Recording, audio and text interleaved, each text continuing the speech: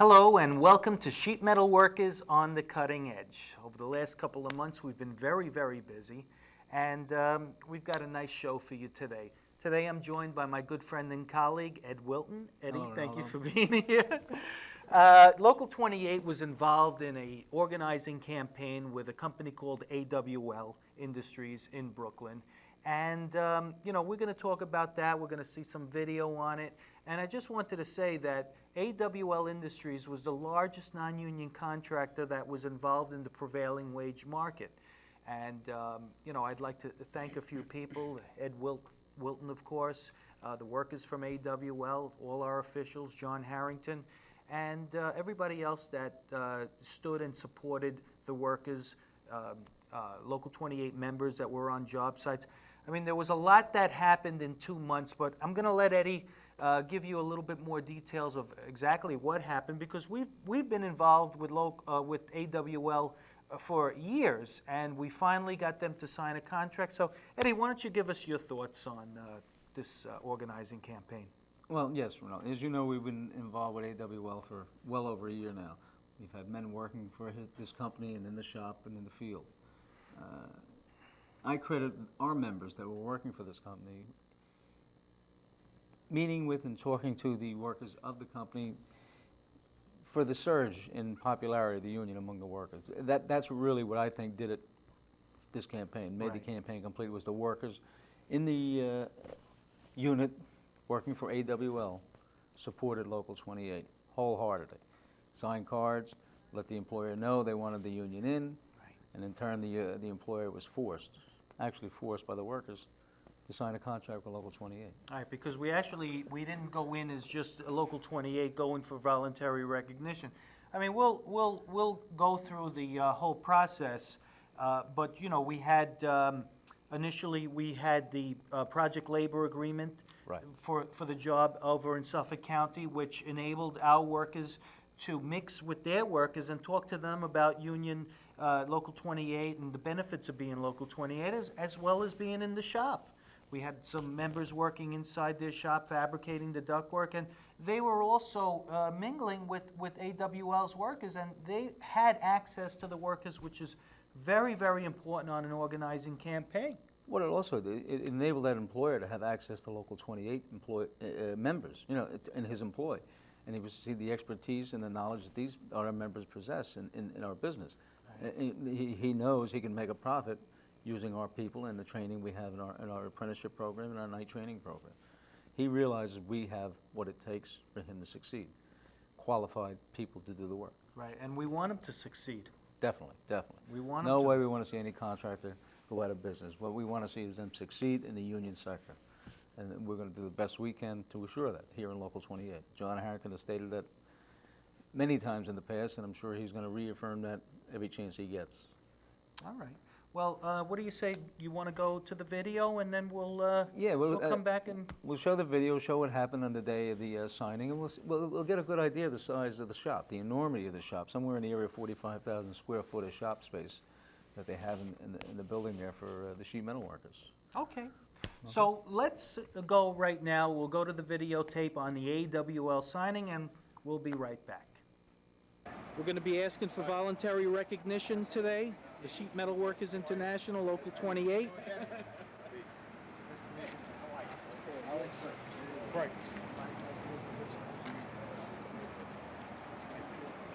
So everybody here want Local 28 to represent them? Yes, 100%. Bam. Hello, Richie. Hello, Ronaldo. Okay. I want to get everybody in on this. Make sure everybody's accounted for. What's your name? Alex. Alex what? Rodriguez. Okay. Frank Dross. Enrique Cruz. Joseph Maloney. Celestino Martinez. Ramon Vasquez. Bernard White. Vanessa Rosario. Daniel Vasquez. Anthony Acevedo. Nicholas Vasquez. Okay. What we're waiting for now is the men to get out of the shop. It's almost 3:30 in the afternoon. And then we're going to go in. Everybody here sign a card? Everybody here sign an authorization card? Yes. Everybody sign an authorization card?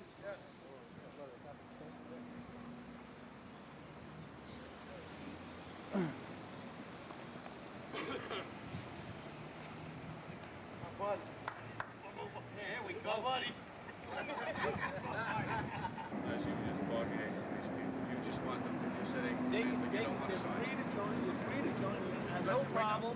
If they join the union, I will still, if they're allowed to work with me, I'll still work with them. I don't have a The only problem. way they can work for you is if you sign an agreement for the remainder of the 2 years of the contract. Then they can work. If you Look, don't sign an hey agreement, they can't guys, work. guys, everybody's got a right to make a living, whether they're union or non-union. Right. Everybody's got a right to work, whether union or non-union.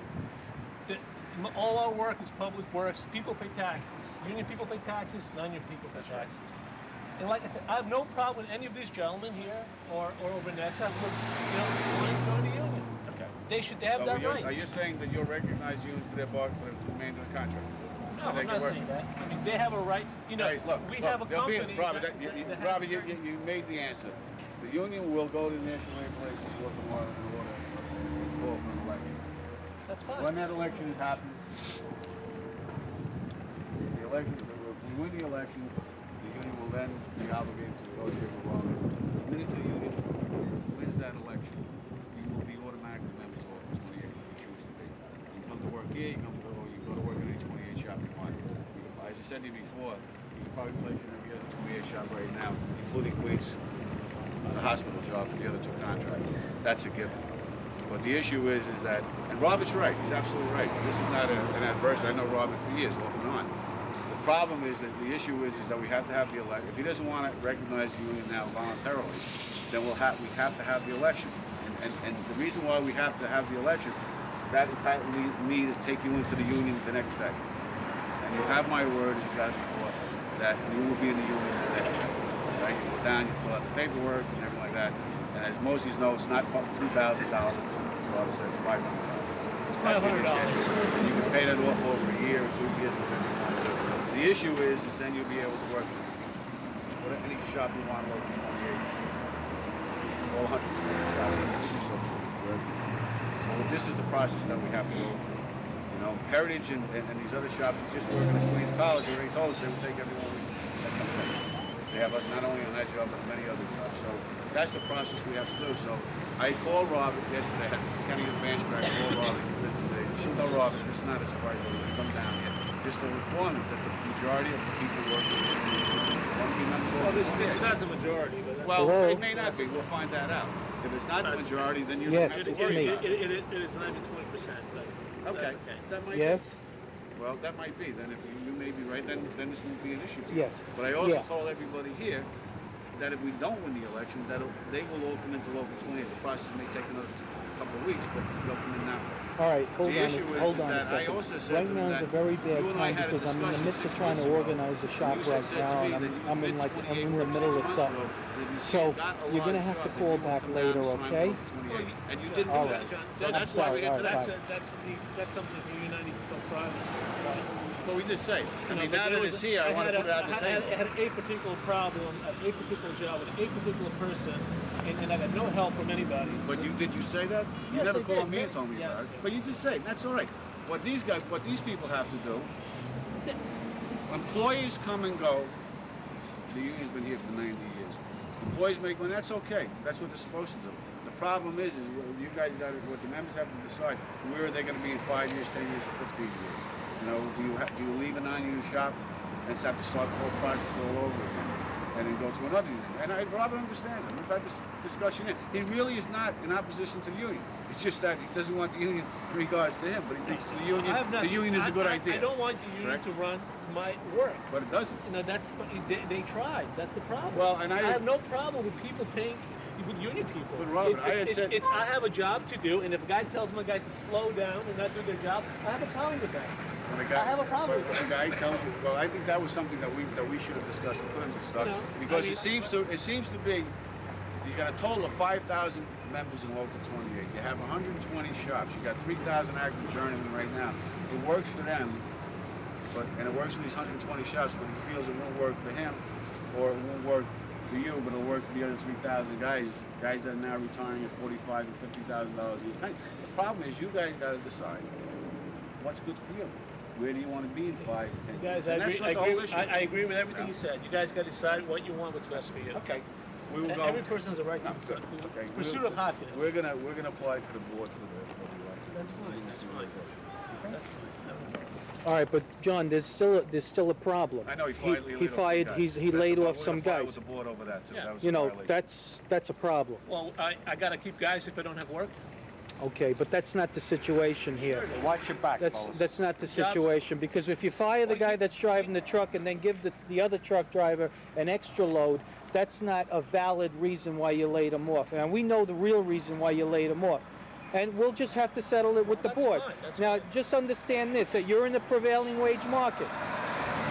Prevailing wage market, okay? Unfair labor practice charges, if found guilty, will have an adverse effect in the way that you could bid on jobs. You got to put all that in the Vendex report.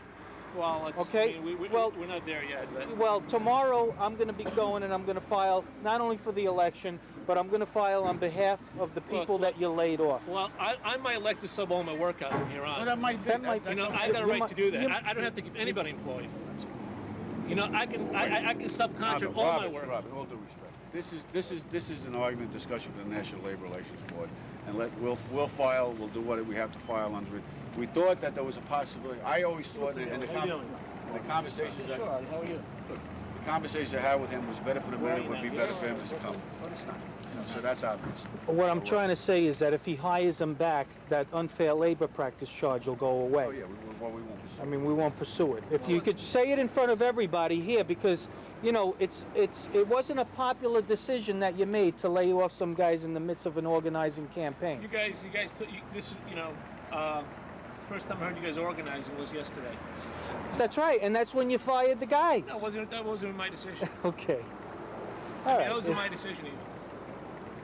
Well, we'll let the board. Let the Would board you be make a in charge. decision right now as to hire them back? Guys back, and then we don't have to pursue that end of it. Look, I can't, like, if I have jobs for one driver, okay, basically everything is done. But they weren't all driving, were they? One driver and one guy in a shop. I mean, and basically I'm gonna fire a bunch of more guys because we're running out of work. We have one job that we're working on. That's- I think that You know, I mean, do you do diligence with that, because this is all going down to the board. but you know, things, And I don't have to do the position of the union guys, is. I don't have to do the jobs myself. I mean, you're there's fi- no law that says I gotta go to work. Absolutely, but it appears that they're working overtime tonight, that you're laying people off. We're gonna present that to the board, that you're doing this because these people are asking for union representation. That's clear and it's simple, you know, and that's the way it has to be. That's right. It doesn't But make I sense want that you lay everybody- off I one want day and then have the everybody guys here in the to shop understand work overtime the that as next the day. president I of mean, the board, does that make sense or not? I mean, when they go and subpoena your payroll records and look at all that Makes stuff, sense. It it's makes not going to sense. look good. If I have enough Why work you for like 1 that? 1/4 drivers, it's cheaper for me to have the other guy work an hour or two overtime than to have two drivers. It's very simple. It's simple economics. That's why we're here, to make money. I mean, if I have work for 1 1/4 drivers, I don't need two drivers. I need 1 1/4 drivers. And you know, It just strikes me that it's just the timing of it that's suspect. You got to understand, it's just the timing. We lay people off every week. Yeah, but you just hired a guy on Sunday. Frank Drost was just hired the other day. I mean, you're in the hiring mode. He didn't show up for work. He didn't call Oh, in. come on. Listen, you're in the hiring mode right now. You're not in the layoff mode. Listen, the guy doesn't show up for work. We let the people go. I mean, there's a responsibility to show up to work every day. That's why we hire people, because we want them to work, not to stay at home. Today's June 6th, and today is the day that Local 28 and AWL Industries will be signing a union agreement. It's about to be signed right now.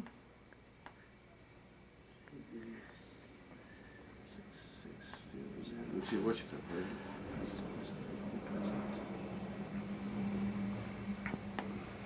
You got, there's more. So this is my copy, this is your copy, you sign also.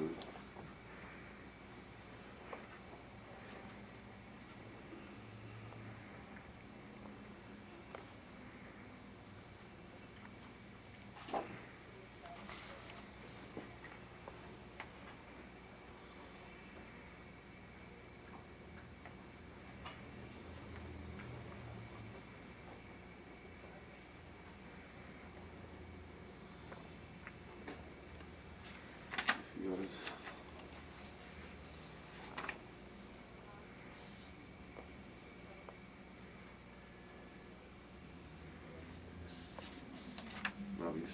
Okay, and what is this one here? This is just a regular agreement, that's the. Oh, that's just a regular agreement? And that's the Oh. addendum to this. Yeah.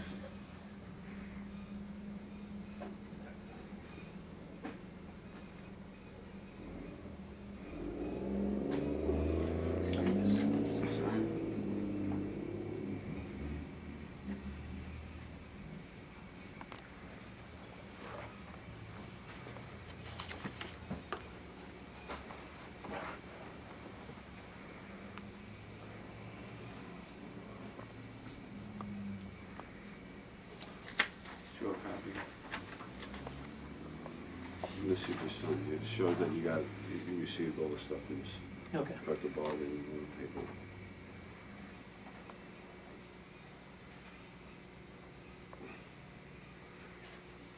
Sixth day of June, 2000. Robert, welcome Local 28. Thank you very It'll be a much. very good relationship, and we're both gonna prosper. Richie? Hope it works out for me and you and Congratulations. and all our workers. Absolutely. A year from now, you're gonna tell me it was the best thing you ever did, and short of hitting the lottery. I hope so. That's it. Okay, thank you very much. Okay. Okay, Thank you. Well, that was We quick. will arrange to come over to the Okay. shop and have, we'll give you a visit. Have all the men come to the shop, we'll process them all at once Okay, after just 3 let me o'clock. know when. It will be one day this week after, Okay. we'll give it maybe Thursday or Friday, but we'll tell them after 3, probably Thursday after 3 o'clock. Okay.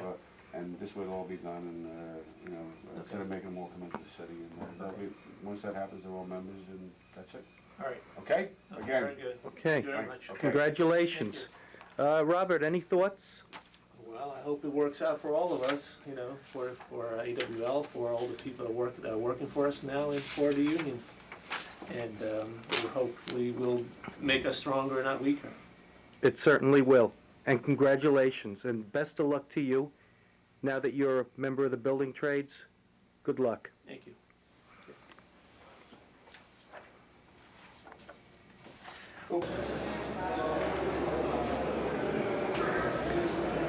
Okay, right now, we're in AWL shop, and we're in the process of signing up the new members of Local 28. As you can see, this is a sizable shop.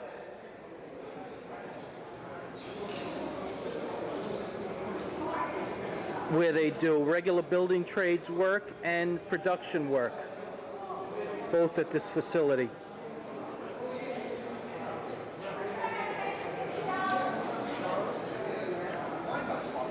We're inside.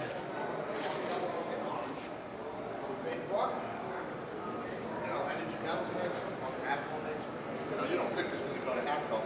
Hello, man. Hello. Congratulations, big day for Local 28. I gotta Congratulations to you.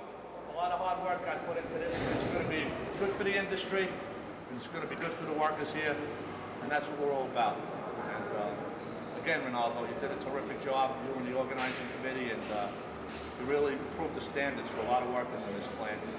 And although they may not realize it yet, in time they'll learn to love and appreciate the benefits that they'll receive as being union sheet metal workers. Thank you for your thoughts. Any other thoughts? Wish you well. Okay, Kenny, I know you're feeling good about this one. Yeah, it's quite an accomplishment to get him to come into Local 28. It opens the door to him, to his workers, and to our industry. And maybe this will snowball into more contractors coming and signing. Oh, without a doubt, it's going to be the domino effect. And also, Ronaldo, another place for our workers to come and solicit work when another shop slows down, another place for them to unilaterally move over to so they can take care of their families and continue with their major medical and everything else. So it's a win-win for everyone, and you did an excellent job. Thank you. Thank you very much.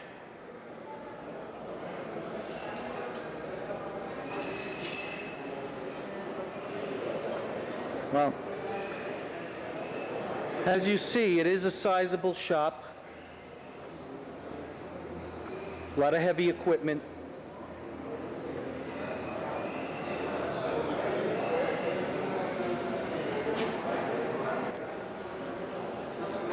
Just getting another angle.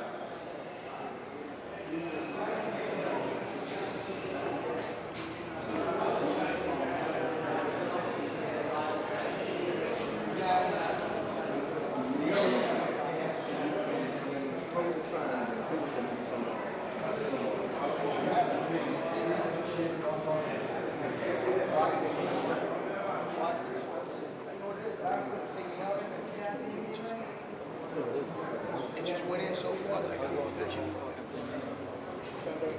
Some of the officials of Local 28, Eddie Wilton. Eddie Wilton, this shop is in your area. You're going to be covering this shop. I have been covering it for over a year now. I've been in many times. Nice size shop, isn't it? One of the bigger ones, yes. It's going to be up there with Center and Universal, his old shop, and a few other big ones. All right. Well, good luck, Eddie. Nothing but best equipment. If you hand around on some of this equipment, you see most of it's the computerized brakes or whatever it has. Top notch.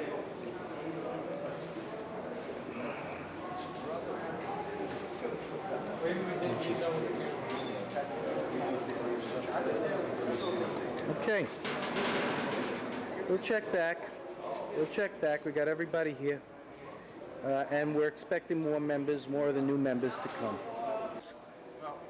In general, I think the general statement of comment would be is that this is what organizing really is all about. You know, a few years ago when we embarked on this crusade to go out organizing and organized, we really didn't know the depth of the problem. Over the last 2.5 years or 3 years, we really came to understand how big a threat the non-union was to organized labor, especially in the sheet metal industry. If you look around this shop and you look at this brake behind me, and you look at the automation that's in the shop, and you realize that people were in here working at $10 to $12 an hour, you can understand why this was a threat going into the future and why it started to undermine our collective bargaining agreement. It was a long road. It's a difficult road. To try to be a missionary to the non-union worker and let him know why he's better off being here, short of just telling about the difference in wages. And you have to let him understand that there's a future and that the whole routine of going from one non-union shop to another non-union shop and arguing over what he should get paid is eliminated by being a member of Local 28.